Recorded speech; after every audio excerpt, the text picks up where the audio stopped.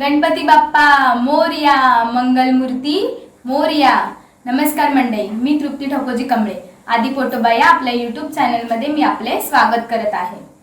तर मंडळी, आज आपण पाहणार आहोत गणेश चतुर्थी विशेष ओल्या नारळाचे पेढे। चला तर मग वेळ वाया न घालवता कृतीकडे वळूया।